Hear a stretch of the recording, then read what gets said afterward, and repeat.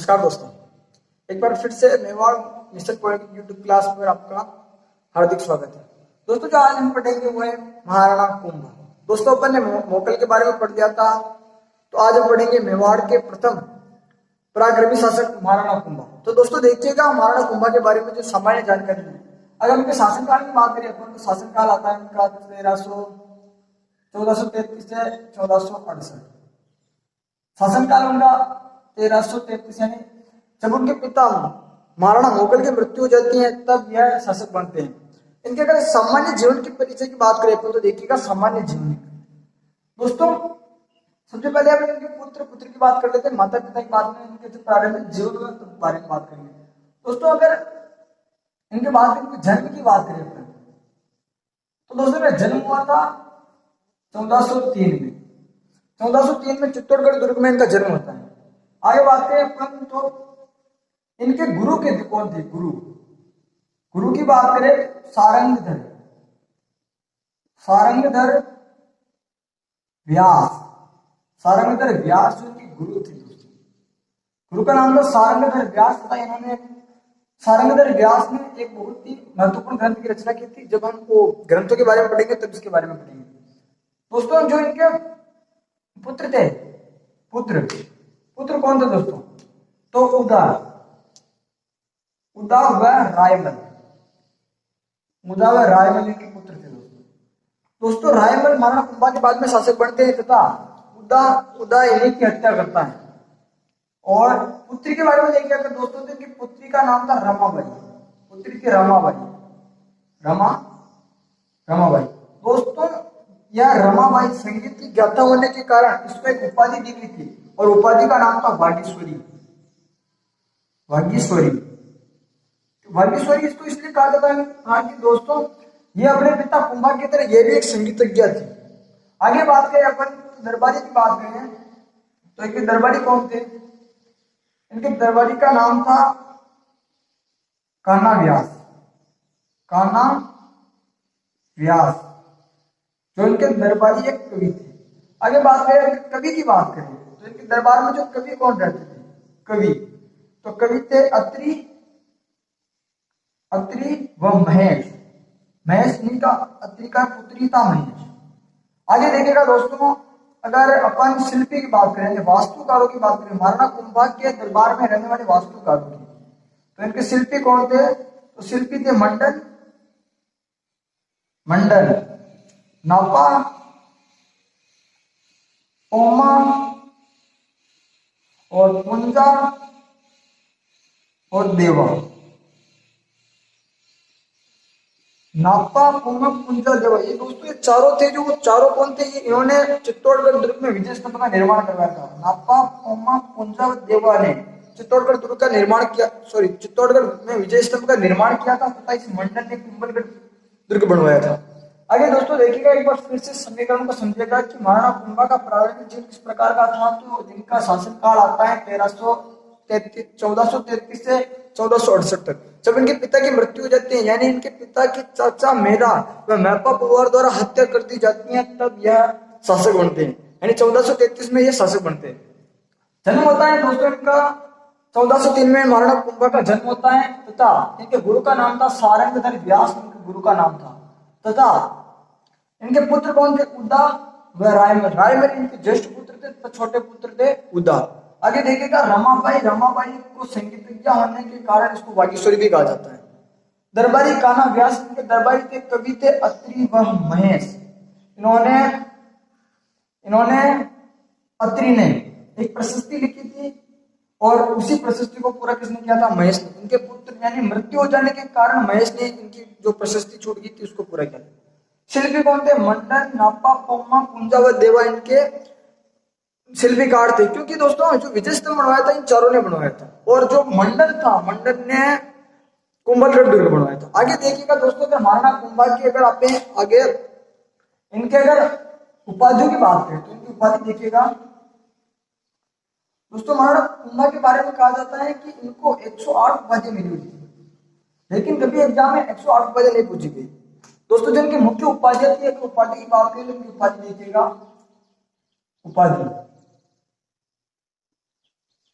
उपाधियां कौन कौन सी थी दोस्तों? पहली उपाधि थी इनकी अभिनव भट्टाचार्य। अभिनव भट्टाचार्य। दोस्तों ये अभिनव भट्टाचार्य को क्यों कहा जाता था? क्योंकि ये संगीत की ज्ञाता होने के कारण इनको अभिनव भट्टाचार्य कहा जाता है, क्योंकि संगीत की ज्ञाता थे और ये समुद्रगुप्त की तरह वीणा भी बजाते थे। आगे देखिएगा इनकी दूसरी उपाधि की बात करें तो हिंदू सुल्तान। हिंदू सुल्तान। दोस्तों हिंदू सुल्तान क्यों कहा जाता है? क्योंकि ये अपने समय समकालीन शासकों के सबसे ताकतवर हिंदू शासक थे, और जो हिंदू सुल्तान का इन्होंने मुस्लिम शासकों ने इन्हें हिंदू सुल्तान का। आगे देखिएगा जो इनके बारे में दूसरी उपाधि है वो है राणो रासो। राणो रासो। राणो रासो की उपाधि इन्हें इसलिए मिली थी क्योंकि दोस्तों यह साहित्यकारों को मतलब अपने दरबार में जगह प्रदान करते थे, उनको आश्रय प्रदान करते थे। दूसरी उपाधि इनकी थी हाल गुरु। हाल गुरु। हाल गुरु को इसलिए कहा जाता है क्योंकि यह पहाड़ी दुर्ग के स्वामी थे। और उपाधि देखिएगा हाल गुरु के बारे में। हाल गुरु के बाद छाप गुरु। छाप गुरु। छाप गुरु बाद में गजपति। गजपति। अश्वपति। गजपति अश्वपति व इंद्रेश। इन्हें इंद्रेश भी कहा जाता है। दोस्तों देखिएगा एक एक उपाधि के बारे में। अभिनव भट्टाचार्य संगीत के ज्ञाता होने के कारण, संगीत के ज्ञाता, संगीत के ज्ञाता होने के कारण इन्हें क्या कहा जाता है? अभिनव भट्टाचार्य। हिंदू सुल्तान।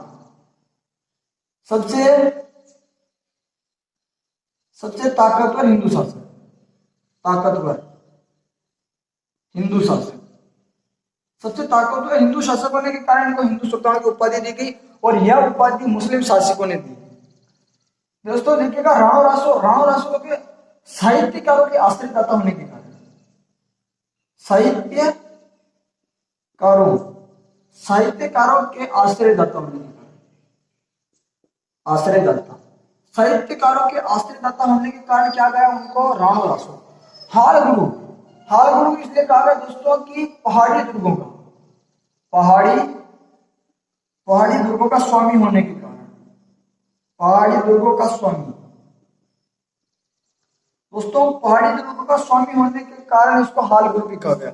छाप गुरु छापामार युद्ध नीति में परिणत होने के कारण, छापामार युद्ध नीति, छापामार युद्ध नीति के कारण इनको कहा जाता है छाप गुरु। गजपति इनकी सेनाओं में सर्वाधिक हाथियों की सेना होने के कारण, हाथियों की सेना सर्वाधिक होने के कारण क्या कहा गया इनको? गजपति। और अश्वपति घोड़ों की सर्वाधिक सेना होने के कारण, घोड़ों की सर्वाधिक सेना होने के कारण कर लो घोड़ों। और इंद्रेश क्यों कहा गया? इंद्र के समान एक भी युद्ध न हारने के कारण, इंद्र के समान अपराजित। दोस्तों एक बार फिर से समझिएगा। अभिनव भट्टाचार्य यानी महाराणा कुंभा की उपाधियां पढ़ रहे थे अपन, और उपाधियां कौन कौन सी थी देखिएगा एक बार फिर से। अभिनव भट्टाचार्य उनको इसलिए कहा गया क्योंकि ये संगीत के महान ज्ञाता थे। हिंदू सुल्तान यानी हिंदू जो अपने समकालीन जितने भी हिंदू शासक थे, जितने भी राठौड़, कछवा, हाड़ौती के जितने भी शासक थे, उन सभी राजपूताने में हिंदू शासकों में सबसे ताकतवर कौन थे उस समय? महाराणा कुंभा थे। इसलिए उन्होंने कहा गया हिंदू सुल्तान, और यह हिंदू सुल्तान की उपाधि मुस्लिम शासकों ने दी। राणो रासो यानी साहित्यकार, जितने भी साहित्यकार थे या इतिहासकार थे, उनका आश्रयदाता होने के कारण इनको राणो रासो की उपाधि दी गई। हाल गुरु पहाड़ी दुर्ग, यानी महाराणा कुंभा ने राजस्थान में सर्वाधिक दुर्ग बनाए, इसलिए ना हाल गुरु कहा गया क्योंकि इन्होंने पहाड़ी जो भी दुर्ग बनाए वो पहाड़ी पर बनाए, और पहाड़ी दुर्गों का स्वामी होने के कारण इनको क्या कहा गया? हाल गुरु। छाप गुरु छापामार युद्ध नीति में पारंगत होने के कारण, छापामार युद्ध नीति में पारंगत होने के कारण इनको क्या कहा गया? छाप गुरु। दोस्तों छापामार युद्ध नीति महाराणा प्रताप ने भी की थी, और छापामार युद्ध पद्धति शिवाजी ने भी की थी। गजपति हाथियों की सर्वाधिक सेना होने के कारण, अश्वपति घोड़ों की सर्वाधिक सेना होने के कारण और इंद्र के समान एक भी युद्ध न हारने के कारण उनको क्या कहा गया दोस्तों? इंद्रेश कहा गया। दोस्तों अब पढ़ेंगे अपन महाराणा कुंभा का प्रारंभिक जीवन। उनका प्रारंभिक जीवन किस प्रकार का था देखिएगा। उनके प्रारंभिक जीवन के बारे में बात करें अपन, तो प्रारंभिक जीवन का किस प्रकार का था दोस्तों? तो अब देखिएगा इनके प्रारंभिक जीवन के बारे में। दोस्तों इनके माता पिता कौन थे? सबसे पहले तो इनके माता पिता कौन थे? माता पिता थे इनके माता का नाम था सौभाग्य देवी। माता, अगर पिता की बात करें तो पिता कौन थे इनके? मोकल। पिता थे मोकल और माता कौन थी? सौभाग्य देवी। माता सौभाग्य देवी, सौभाग्य देवी। दोस्तों देखिएगा, दोस्तों जब चाचा मेरा व महपा कुमार तारा द्वारा मोकल की हत्या कर दी जाती है, तो जब मोकल की हत्या हो जाती है तो जो इनकी दादी होती है हंसाबाई यह सोचती है कि कहीं महाराणा कुंभा की भी हत्या ना हो जाए। इस कारण वह जो अपना भाई था, जो इसके जो भाई थे वह थे राठौड़ रणमल, जो जोधपुर मारवाड़ के शासक थे। तो दोस्तों उसको मेवाड़ में बुला लेती है, यानी जो इनके संरक्षक, यानी जो हंसाबाई होती है वह संरक्षक यानी प्रबंधक, मेवाड़ का प्रबंधक किसे बनाती है दोस्तों? राठौड़ रणमल को। रणमल दोस्तों रणमल को क्या बना देती है? प्रबंधक, या प्रबंधक बात करें तो प्रशासक बना देती है। प्रशासक बना देती है कौन? रणमल को हंसाबाई प्रशासक बना देती है। दोस्तों जो रणमल के बारे में देखिएगा, रणमल कौन था? रणमल था राठौड़, जो राठौड़ राव चुंडा थे उनका पुत्र था रणमल था। और इनका एक और छोटा भाई था, उसका नाम था कान्हा। जब राव चुंडा की मृत्यु हो जाती है तब मेवाड़ के शासक बनते हैं रणमल। लेकिन जब हंसाबाई किसी कारण से, जब महाराणा कुंभा का राज तिलक होता है और भय के कारण जब रणमल को यहाँ पे बुला देती है मेवाड़ में, तब इनके बाद में जो शासक बनते थे वो थे कान्हा, जो मेवाड़ के अगले शासक बनते राठौड़ रणमल के बाद में। दोस्तों देखिएगा इसके बारे में, राठौड़ रणमल के बारे में आप, रणमल और रणमल कौन थे? प्रशासक थे। कहां के थे? मेवाड़ के। दोस्तों समझेगा आप, जो रणमल की एक दासी थी, और उस दासी का नाम था भारमली। दोस्तों जब राठौड़ रणमल मेवाड़ में आते हैं तो उसके कारण क्या क्या होते हैं, यानी इन्होंने परिवर्तन क्या क्या? दोस्तों परिवर्तन देखिएगा, सर्वप्रथम एक परिवर्तन करता है राठौड़ रणमल की, इन्होंने सिसोदिया सरदार की जितनी भी सिसोदिया सरदार, जो भी मेवाड़ के सिसोदिया सरदार थे, सिसोदिया सरदारों को यानी मुख्य पदों से हटाना शुरू कर दिया। और वहां पर सिसोदिया सरदारों की जगह राठौड़ सरदार थे, राठौड़ सरदार इनको नियुक्त करना आरंभ कर दिया। सबसे बड़ी समस्या यही थी कि राठौड़ रणमल की कि इन्होंने जो मेवाड़ के सिसोदिया सरदार थे, यानी कि मेवाड़ में सिसोदिया सरदारी थे, क्योंकि राजवंश कौन सा था? सिसोदिया। तो वहां पर सरदार कौन से थे? सिसोदिया सरदार थे। और उन्होंने सिसोदिया सरदारों को हटाना शुरू कर दिया और उनकी जगह नए सरदार बनाए, जो तो कौन थे? राठौड़ सरदार थे। आगे देखिएगा दोस्तों, यह एक तरह से मेवाड़ का कर्ता धर्ता बन गया, यानी मेवाड़ का कर्ता बदलता, यानी संपूर्ण मेवाड़ था वह राठौड़ रणमल के नियंत्रण में आ गया था, क्योंकि इन्होंने सिसोदिया सरदारों को हटाना आरंभ कर दिया था। उनके जगह पर नए सरदार, जो कि राठौड़ सरदार थे, उनको इन्होंने मेवाड़ में नया पद नियुक्त करने की।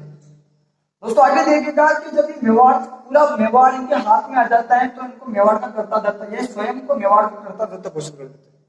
दोस्तों फिर बाद में इन्होंने एक व्यक्ति था जो सिसोदिया सरदार था, एक प्रमुख सिसोदिया सरदार था, उसका नाम था राघव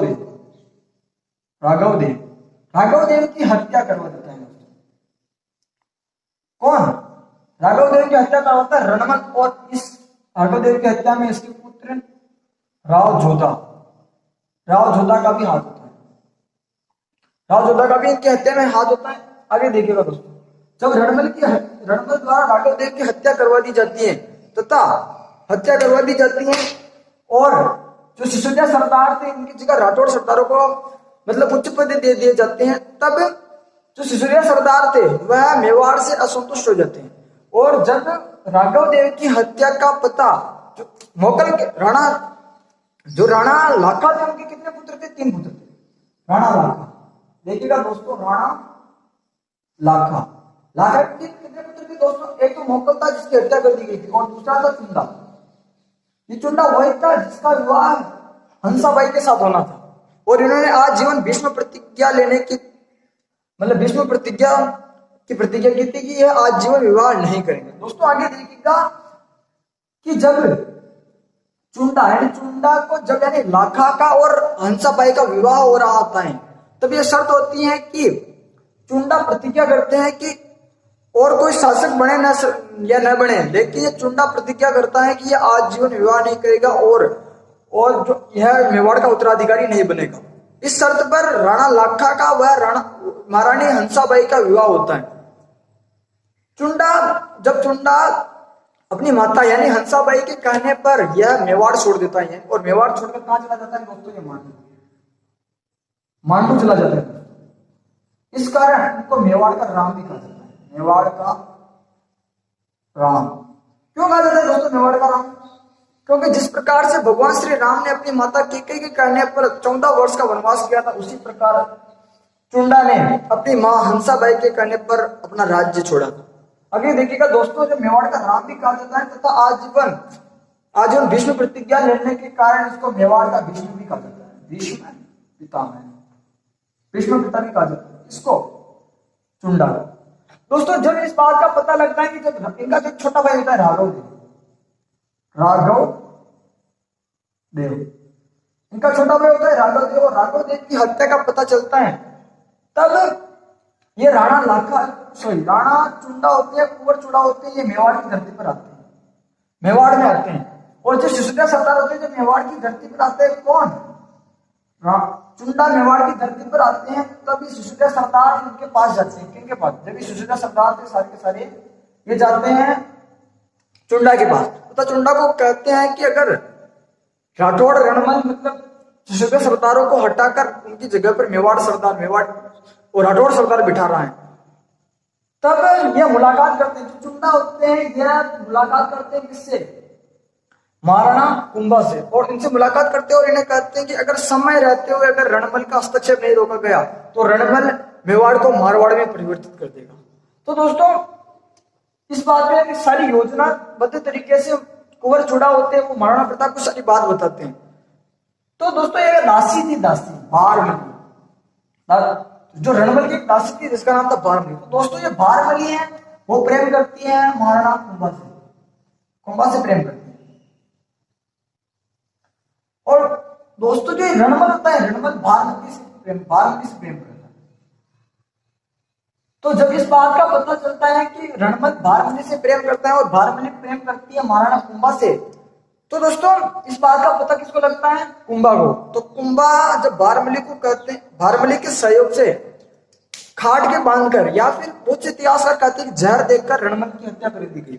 और रणमल की हत्या करने के बाद जब रणमल की हत्या हो जाती है तो महाराणा कुंभा जोधा, इनके पुत्र होते हैं जो राव जोधा की भी हत्या करना चाहते हैं, लेकिन जो जोधा भाग जाता है।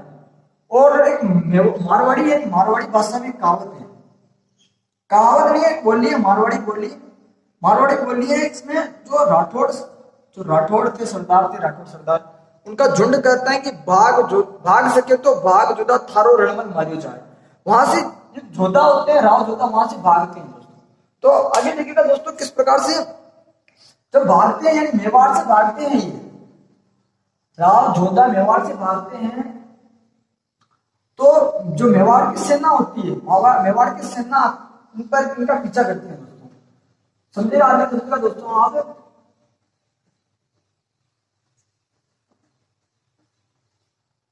आगे समझेगा आपकी कुछ इस प्रकार से मेवाड़ी और कुछ इस प्रकार से मारवाड़ी। ये है मेवाड़, और मेवाड़ की राजधानी कौन सी दोस्तों? चित्तौड़ इसकी राजधानी थी, चित्तौड़। और यह था मंडोर मारवाड़ की राजधानी थी। दोस्तों जब जो चूड़ा सॉरी रणमल के पुत्र थे राव जोधा, जो राव जोधा जब चित्तौड़ से भागते हैं तो दोस्तों ये चित्तौड़ से भागते भागते यहाँ से भागते और ये मंडोर न जाकर यहाँ पे पास में गांव है, गांव का नाम गांव, उसका नाम है काहुनी गांव। काहुनी गांव में चले जाते हैं। यानी जब ये राव जोधा होते हैं वो भागने के बाद जब चित्तौड़ दुर्ग से भागते हैं तो यह मंडोर नहीं जाते, मंडोर नहीं जाते हैं और मंडोर न जाकर एक गांव है काहुनी गांव, वहां पर चले जाते हैं। दोस्तों जब मेवाड़ी सेना पीछा करती है तो मेवाड़ी सेना पीछा करती है तो यह काहुनी गांव में जाकर मंडोर पर अधिकार कर लेती है। कौन? मेवाड़ी सेना। मेवाड़ी सेना जब पीछा करती है किसका? राव जोधा का जब पीछा करती है तो वह काहुनी गांव में न जाकर मंडोर पर अधिकार कर लेती है। और मंडोर पर किसका अधिकार हो जाता है? मेवाड़ का। मेवाड़ का अधिकार हो जाता है। मेवाड़ का अधिकार किस पर हो जाता है? मंडोर पर। तो दोस्तों राव जोधा पर जो राव चुंडा होते हैं, राव पर चुड़ा थे, उनके नेतृत्व में मेवाड़ी सेना द्वारा किनका पीछा जाता है? राव जोधा का पीछा किया जाता है। किनके द्वारा? कुंवर चूड़ा द्वारा। तो जब चूड़ा इस पर अधिकार कर लेते मंडोर पर, तो जब यानी चूड़ा का अधिकार हो जाता है किस पर? मंडोर पर अधिकार हो जाता है। मंडोर पर अधिकार हो जाता है यानी चूड़ा का मंडोर पर अधिकार हो जाता है। आगे देखें तो जब 10 वर्षों बाद यानी कुछ समय बाद चूड़ा होते हैं वह यानी मेवाड़ जो यानी मंडोर था, मंडोर का प्रबंधक किनको बनाते हैं? आहाला हिंगोला।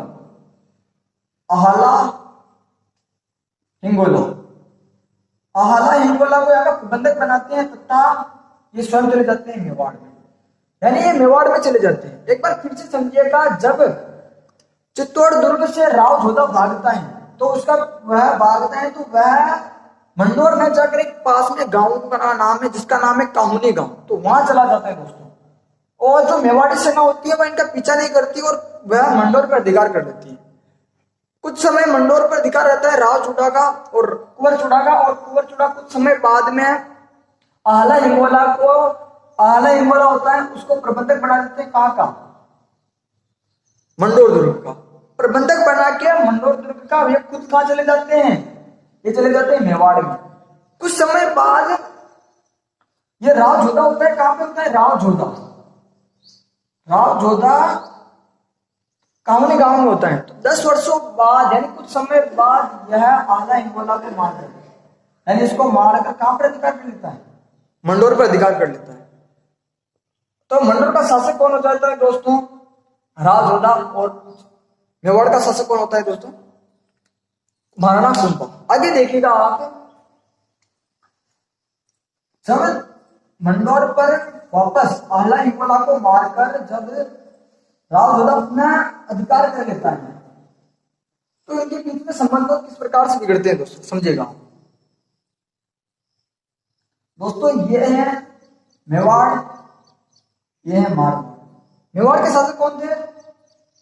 कुंभा। और मारवाड़ के कौन थे? जोधा। दोस्तों जो हंसाबाई इनकी क्या लगती थी? हंसाबाई इनकी थी दादी। और इनकी कौन थी? इनके पिता की बात यानी इनकी बुआ थी। बुआ यानी पूरा प्रकरण समझिएगा आप। यानी कई बार मतलब जोधा आक्रमण करता है मेवाड़ पर इस तरह से और वापस मेवाड़ के साथ आक्रमण करते हैं इस प्रकार से, यानी इस प्रकार से आक्रमण होता रहता है। तो दोस्तों यानी कभी जोधा आक्रमण करते हैं मेवाड़ पर तो कभी कुंभा आक्रमण करते हैं मारवाड़ पर। दोस्तों जो सर्वाधिक आक्रमण होते हैं वह इस प्रदेश पे होते हैं और इस प्रदेश का नाम है गोंडवाना प्रदेश।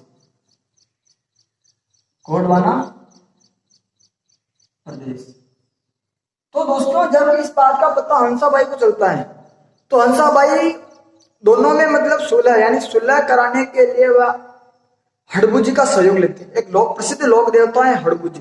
दोस्तों जब हम कला संस्कृति पढ़ेंगे और कला संस्कृति में जब अपन लोक देवताओं के बारे में पढ़े तब हड़बू जी के बारे में भी चर्चा करेंगे। हड़बू जी कौन थे? एक लोक देवता थे और पीरों में भी शामिल है। कौन? हड़बू जी। दोस्तों समझिएगा कुंभा आक्रमण करता है मेवाड़ मारवाड़ पर और मारवाड़ के शासक जोधा आक्रमण करते हैं कुंभा पर। इस प्रकार से जिस जिस क्षेत्र में यह लड़ाई होती है उस क्षेत्र का नाम है गोंडवाना प्रदेश। तो दोस्तों जब हंसाबाई एक संधि करवाती है दोनों के बीच में, उस संधि का नाम था आवल बावल की संधि। आवल बावल की संधि। दोस्तों संधि की शर्त क्या थी संधि का, यानी जो आंवले का पेड़ है वहां से मेवाड़ का अधिकार होगा और जहां से बबुल का पेड़ है वहां से मारवाड़ का अधिकार होगा। यानी जिस स्थान पर मतलब बबुल का पेड़ है वहां से माना जाएगा मारवाड़ और जहां पर आंवले का पेड़ है वहां से माना जाएगा मेवाड़। तो दोस्तों इस प्रकार से आवल बावल की संधि हंसाबाई व प्रसिद्ध लोक देवता हड़बू जी के सहयोग से आवल बावल की संधि होती है। आगे देखिएगा दोस्तों आवल बावल की संधि होती है और दूसरी शर्त क्या होती है। दोस्तों जो कुंभा के ज्येष्ठ पुत्र थे, कौन थे? ज्येष्ठ पुत्र। और ज्येष्ठ पुत्र कौन थे दोस्तों? रायमल। इनके ज्येष्ठ पुत्र थे रायमल। और दोस्तों जो जोधा की पुत्री थी जिसका नाम था श्रृंगार देवी। श्रृंगार देवी इनकी पुत्री का। तो दोस्तों शर्त रखी गई कि जोधा अपनी पुत्री का विवाह ज्येष्ठ पुत्र यानी कुंभा के ज्येष्ठ पुत्र रायमल के साथ करेगा विवाह, यानी मतलब श्रृंगार देवी का हुआ था रायमल के साथ। और इसी श्रृंगार देवी और रायमल से मेवाड़ के अगले और वीर पराक्रमी शासक हुए थे महाराणा सांगा का जन्म हुआ था। आगे देखिएगा दोस्तों इस प्रकार से आवल बावल की संधि होती है। दोस्तों जो महाराणा कुंभा के सैनिक अभियान थे वो सैनिक अभियान कौन कौन से थे आप देखिएगा। जो महाराणा कुंभा के सैनिक अभियान थे, प्रथम सैनिक अभियान कौन सा था समझिएगा। सैनिक अभियान, प्रथम सैनिक अभियान था महाराणा कुंभा का, वह था आबू विजय। समझिएगा दोस्तों पूरा प्रकरण आबू विजय। आबू विजय, आबू विजय। दोस्तों ये क्या था? कुंभा का प्रथम सैन्य अभियान। सैन्य अभियान दोस्तों अब इसको समझेगा आप। महाराणा कुंभा का प्रथम सैन्य अभियान कौन सा था? तो महाराणा कुंभा का प्रथम सैन्य अभियान था आबू विजय। दोस्तों जब आबू में आक्रमण के क्या क्या कारण थे वो समझेगा। दोस्तों ये है मेवाड़ और ये था सिरोही। आबू क्या था दोस्तों? आबू सिरोही। अब पूरा प्रकरण समझेगा। मेवाड़ और ये था आबू। दोस्तों यहाँ का कोई शासक होता है, शासक यहाँ का जब आबू का एक शासक था, शासक का नाम था शेषमल। शेषमल। दोस्तों जब देखिएगा जब ये शेषमल आक्रमण के क्या क्या कारण थे, तो आक्रमण के कारण थे कि जो शेषमल था इसने मेवाड़ के कुछ गांव थे, मेवाड़ के कुछ गांव पर इसने अधिकार कर लिया था दोस्तों। यानी जो मेवाड़ के गांव थे उस पर शेषमल ने अधिकार कर लिया था, पहला यह था। दूसरा यह था कि जो आक्रमण होते थे, बाहर से आक्रमण होते थे वो इसी दिशा से होते थे, तो यह शेषमल उनकी अधीनता स्वीकार कर लेता था, तो उनकी अधीनता स्वीकार कर लेता था तथा उनको आगे जाने देता था, यानी मेवाड़ की तरफ जाने देता था। यानी यह कोई मतलब उनसे युद्ध नहीं करता था, उन्हें कर दे देता था तथा उनकी अधीनता स्वीकार करके उन्हें आगे जाने देता था। दूसरा कारण है। तो दोस्तों जो शेषमल था उसने मेवाड़ी गांवों पर अधिकार भी कर लिया था और अब जो विदेशी आक्रमणकारी आते थे उनको भी आने देता था। तो जो महाराणा कुंभा थे, कुंभा ने इस पर आक्रमण किया और किसके नेतृत्व में आक्रमण किया? तो इनका नेतृत्व करता था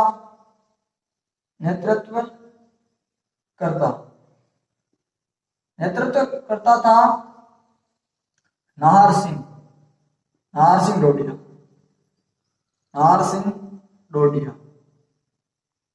दोस्तों नाहर सिंह डोडिया के नेतृत्व में आक्रमण होता है। किस पर? शेषमल पर नाहर सिंह डोडिया के नेतृत्व में आक्रमण होता है और यह आक्रमण करता है किस पर? आबू पर आक्रमण करता है तथा आक्रमण में जीत भी जाता है और विजय प्राप्त कर लेता है। और यह पहला सैनिक अभियान सफल होता है इस प्रकार। आबू विजय किस प्रकार से हुई थी, कारण क्या कहते दोस्तों समझेगा आप। पहला कारण था कि जो शेषमल था, आबू का शासक शेषमल, उसने मेवाड़ी गांव पर अधिकार कर लिया था।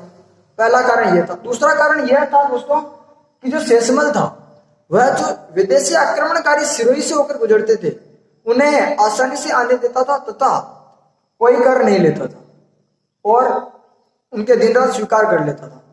दूसरा कारण था। तो दोस्तों जो महाराणा कुंभा थे, महाराणा कुंभा नाहर सिंह डोडिया के नेतृत्व में एक सेना भेजते हैं आबू पर, और आबू पर इस प्रकार से वह शेषमल पर आक्रमण करता है तथा विजय हो जाता है।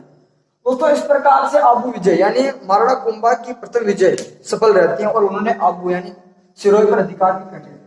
दोस्तों जो दूसरी विजय थी उनकी किस प्रकार से, वो देखेगा। दूसरी विजय या दूसरी विजय माने या फिर अन्य विजय माने, देखिए किस प्रकार से अन्य विजय थी उनकी। अब जो बता रहा हूं थोड़ा ध्यान से सुनिए ना। पहली थी कुंभा है नागौर विजय, नागौर। दूसरी है कुंभा व गुजरात, कुंभा व गुजरात। तीसरी देखिएगा कुंभा व मांडू। दोस्तों तीनों युद्ध किस प्रकार से देखे। दोस्तों पहले आपको बता दो जो तीनों जो अभियान है महाराणा कुंभा के तीनों अभियान सफल भी होते हैं और किस प्रकार से ये एक दूसरे से संबंधित रखते हैं देखिएगा। दोस्तों ये नागौर है, नागौर जब नागौर की शासक की मृत्यु हो जाती है तब यहाँ पर नागौर के जो शासक थे उसके दो पुत्र थे। तो एक पुत्र का नाम था शम्स खां और दूसरा था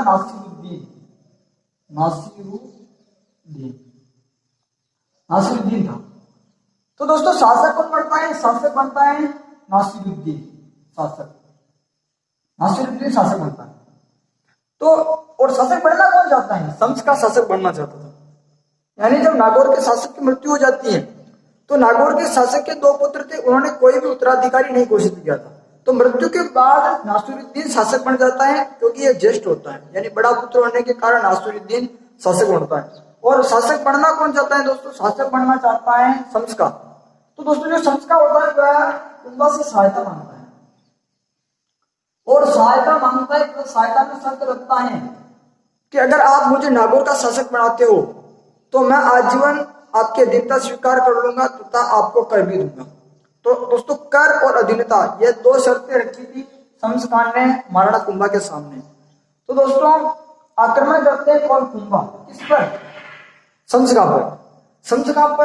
नासिरुद्दीन पर आक्रमण करते हैं और नासिरुद्दीन भाग जाता है। यानी मतलब नासिरुद्दीन को हराकर शम्स खान को शासक बना दिया जाता है।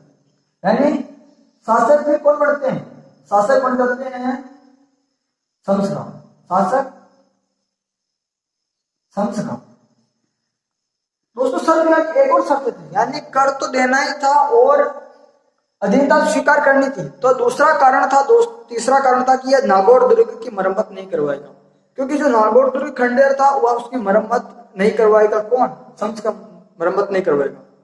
तो दोस्तों जब शासक बन जाता है, शासक बनने के कुछ समय बाद यह नागौर दुर्ग की मरम्मत करने लग जाता है। यानी नागौर दुर्ग की मरम्मत, नागौर दुर्ग की मरम्मत करवाने लग जाता है। कौन, शम्स का नागौर दुर्ग की मरम्मत करवाने लग जाता है और कुंभा इस प्रकार इस पर आक्रमण करते हैं। कौन, कुंभा वापस आक्रमण करते हैं इस पर, शम्स का आक्रमण, कुंभा शम्स का पर आक्रमण करते हैं तथा शम्स का आक्रमण तो होता है, लेकिन यहाँ पर उन्होंने नागौर पर विजय तो प्राप्त कर लेते हैं महाराणा कुंभा, लेकिन दोस्तों शम्स का भाग जाता है और भाग के गुजरात चला जाता है। कहाँ चला जाता है दोस्तों, भाग कर गुजरात में चला जाता है। शम्स का भाग कर गुजरात चला जाता है। अब देखिएगा दोस्तों ये किस प्रकार से जुड़ा हुआ है। यहाँ के शासक थे कुतुबुद्दीन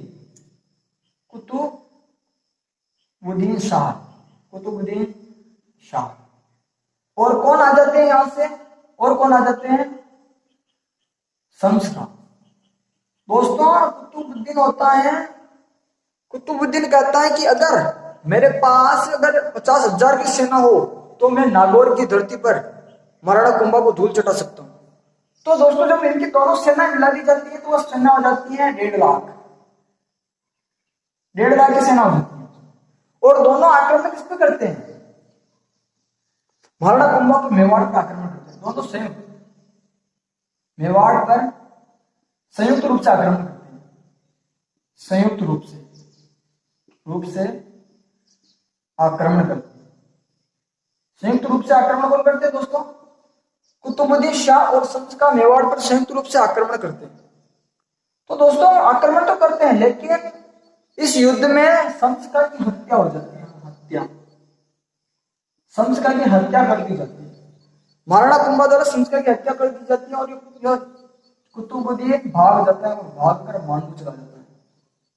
कहां चला जाता है दोस्तों, भागकर मांडू चला जाता है। दोस्तों एक बार फिर से समझिएगा नागौर के और महाराणा कुंभा की वजह को। दोस्तों नागौर एक शासक होते हैं, नागौर के शासक अपनी मृत्यु के बाद संस्का व नासिरुद्दीन पुत्र होते हैं। तो दोस्तों जो शासक बनना जाता है संस्का और शासक बन कौन जाता है, नासिरुद्दीन। तो जो संस्का होता है वह सहायता मांगता है महाराणा कुंभा से और शर्त रखता है कि अगर वह शासक बनेगा तो वह अधीनता भी स्वीकार करेगा, कर भी देगा और नागौर दुर्ग की मरम्मत नहीं करवाएगा। लेकिन जब आक्रमण करते हैं महाराणा कुंभा नासिरुद्दीन पर तो वह विजयी भी होते हैं और शासक बना देते हैं संस्का को। लेकिन कुछ समय बाद संस्का कर देने से इनकार कर देता है, नागौर दुर्ग की मरम्मत कराना स्टार्ट कर देता है। तो इस प्रकार से वापस कुंभा आक्रमण करते हैं संस्का पर और संस्का भाग कर कहा चला जाता है गुजरात। और गुजरात में कौन शासक थे दोस्तों, कुतुबुद्दीन। तो दोस्तों कुतुबुद्दीन और संस्का मिलकर संयुक्त रूप से आक्रमण करते हैं मेवाड़ पर और मेवाड़ पर आक्रमण करते हैं। लेकिन इस युद्ध में संस्का की हत्या कर दी जाती है और कौन बचे, कुतुबुद्दीन भाग जाते हैं, भाग कर मांडू चले जाते हैं। तो दोस्तों आगे समझेगा ये जो मांडू के सुल्तान कौन थे, M.K. फर्स्ट। दोस्तों हम इसी M.K. फर्स्ट को महमूद खिलजी फर्स्ट प्रथम भी कहते हैं। और दोस्तों इनके साथ में कौन आ जाता है, दोनों भाग कर चले जाते हैं। और दोस्तों इनके और इनके बीच में युद्ध किस प्रकार से होता है समझिएगा। इनके बीच में युद्ध होता है कि जो मांडू के सुल्तान होते हैं M.K. प्रथम, वो मेवाड़ पर 5 बार आक्रमण करते हैं, मेवाड़ पर 5 बार आक्रमण करते हैं, मेवाड़ पर 5 बार आक्रमण करते हैं। जब आखिरी बार आक्रमण होता है तब इसी M.K. फर्स्ट को बंदी बना लिया जाता है, बंदी 6 माह मेवाड़ में रखा जाता है, मेवाड़ में रखा जाता है। यानी कि जो युद्ध होता है महाराणा कुंभा व मांडू के सुल्तान M.K. फर्स्ट के बीच में महमूद खिलजी प्रथम के बारे में, तब मेवाड़ पर यह 5 आक्रमण करता है तथा युद्ध में बंदी बना लिया जाता है किसको, महमूद खिलजी प्रथम को, और 6 माह तक मेवाड़ में रखा जाता है और फिर बाद में 6 माह बाद छोड़ दिया जाता है। दोस्तों छोड़ने का आशय यह है कि महाराणा कुंभा दूरदर्शिता का अभाव था। कुछ इतिहासकार ये भी मानते हैं कि वह दानशील यानी मतलब ताकतवर था, इसलिए उन्होंने छोड़ दिया, उन्होंने शत्रु को बिना मारे छोड़ दिया। यानी जो मेवाड़ के जो पहले राजपूत होते थे वो बहुत बड़ी पवित्र सजा देते थे, वह दुश्मन को नजरों से ही गिरा देते थे। तो दोस्तों आगे देखिएगा जब छोड़ दिया जाता है कुछ समय बाद, तो दोस्तों जब यानी छोड़ दिया जाता है किनको, M.K. फर्स्ट को छोड़ दिया जाता है। और आगे कौन शासक होते हैं, गुजरात के। गुजरात के जो शासक होते हैं कुतुबुद्दीन शाह, इनके और M.K. फर्स्ट के, इन दोनों के बीच में एक संधि होती है जिसका नाम है चंपानेर की संधि, चंपानेर की संधि। और संधि होती है किसके बीच में, कुतुबुद्दीन व M.K. फर्स्ट के बाद, M.K. फर्स्ट यानी महमूद खिलजी। और दोस्तों जब कुंभा व मांडू के सुल्तान के बीच में जो युद्ध होता है वह युद्ध होता है सारंगपुर का युद्ध, सारंगपुर। और ये युद्ध होता है 1437 में। 1437 में सारंगपुर का युद्ध होता है। तो सारंगपुर के युद्ध में मेवाड़ के सुल्तान, मेवाड़ के जो कुंभा थे, उन्होंने मांडू के सुल्तान महमूद खिलजी को हरा दिया तथा 6 माह तक कैद रखा। कैद रखने के बाद उन्होंने 6 माह उपरांत छोड़ दिया। जब छोड़ने के बाद वापस मांडू चला जाता है कौन? महमूद खिलजी। तो महमूद खिलजी व कुतुबुद्दीन दोनों के बीच में यानी मेवाड़ पर आक्रमण करने के कारण दोनों के बीच में एक संधि होती है, और यह संधि होती है 1456 में। 1456 में एक संधि होती है, जिस संधि का नाम है चंपानेर की संधि। और दोनों किनके बीच में होती है दोस्तों? महमूद खिलजी प्रथम के साथ और कुतुबुद्दीन के साथ। इस संधि का पता लगता है दोस्तों कुंभा को। तो ये संयुक्त रूप से आक्रमण करते हैं मेवाड़ पर, और इस युद्ध में युद्ध होता है। संयुक्त रूप से आक्रमण करते हैं मेवाड़ पर, यानी संयुक्त रूप से आक्रमण करते हैं किस पर? मेवाड़ पर। मेवाड़ पर आक्रमण करते हैं कौन? महमूद खिलजी व कुतुबुद्दीन शाह। तो दोस्तों इस जो युद्ध होता है, इस युद्ध में महाराणा कुंभा फिर से जीत जाते हैं। और दोस्तों इन्होंने जीत तो जाते हैं, इन्होंने एक इस जीत के उपरांत यानी अगर सारंगपुर के युद्ध के बाद इन्होंने क्या बनाया? चित्तौड़ में विजय स्तंभ बनवाया, विजय स्तंभ का निर्माण किया। और विजय स्तंभ के बारे में अगर अपन जब महाराणा कुंभा के शिल्पी यानी महाराणा कुंभा की वास्तुकला के बारे में या फिर स्थापत्य कला के बारे में जब आप आगे चर्चा करेंगे, तब अपन विजय स्तंभ के बारे में पढ़ेंगे कि इसका निर्माण कब हुआ। यानी 1440 से 1448 के मध्य इसका निर्माण होता है। यह विजय स्तंभ चित्तौड़गढ़ में है तथा इसी विजय स्तंभ को जैन कीर्ति स्तंभ भी कहा जाता है। और दोस्तों चित्तौड़गढ़ में एक और कीर्ति स्तंभ है जो जैन जो जीजा ने बनवाया था, जैन शासक जीजा ने बनवाया था तथा यह विजय स्तंभ महाराणा कुंभा ने बनवाया था तथा इस पर 9 मंजिला है दोस्तों। इस पर अगर बात करें 9 मंजिला है तथा इसी 9 मंजिल है वह 9 मंजिल 9वीं मंजिल किसी कारण उस बिजली पड़ने के कारण क्षतिग्रस्त हो गई थी तथा उसका अपने जो आगे शासक आते थे उन्होंने इसका जीर्णोद्धार करवाया था दोस्तों के विजय स्तंभ के अगर पूरी बारे में अपन चर्चा करें तो विजय स्तंभ के बारे में अगर आगे बात करेंगे अपन जब स्थापत्य कला पढ़ेंगे। देखिएगा आगे संयुक्त रूप से हरा देता है कुतुबुद्दीन को और अंकी खिलजी को कौन हरा देता है? महाराणा कुंभा हरा देता है। तो दोस्तों इस उपलक्ष्य में मंदिर बनवाता है, यानी मंदिर बनवाता है। यानी जब इन दोनों जब MK फर्स्ट और महमूद खिलजी दोनों को हरा देता है तब महाराणा कुंभा जीत जाती है, यानी दोनों को हरा दिया जाता है। कुंभा जीत कर एक मंदिर, उस मंदिर का नाम है कुशाल माता का मंदिर। कुशाल माता का मंदिर वह एक दुर्ग का निर्माण करते हैं। दुर्ग का निर्माण करते हैं। तो दोस्तों यह थी कुंभा की विजय। कुंभा ने किस प्रकार से आक्रमण किए थे तथा कुंभा की जो सांस्कृतिक विजय क्या थी, यानी उनकी सैन्य अभियान क्या थे दोस्तों? ये थी उनके सैन्य अभियान। उन्होंने शेषमल को हराया। शेषमल को हराने के बाद इन्होंने आबू में 2 दुर्ग भी बसाए थे, यानी उस आबू में इन्होंने 2 दुर्ग कौन से बसाए? उस दुर्गों का नाम है अचलगढ़ और बसंतगढ़। अचलगढ़ दुर्ग सिरोही में और बसंतगढ़ दुर्ग भी सिरोही में। दोस्तों आज अपन ने चर्चा की महाराणा कुंभा के बारे में, जितनी विजय थी उनकी विजय के बारे में चर्चा की अपन ने।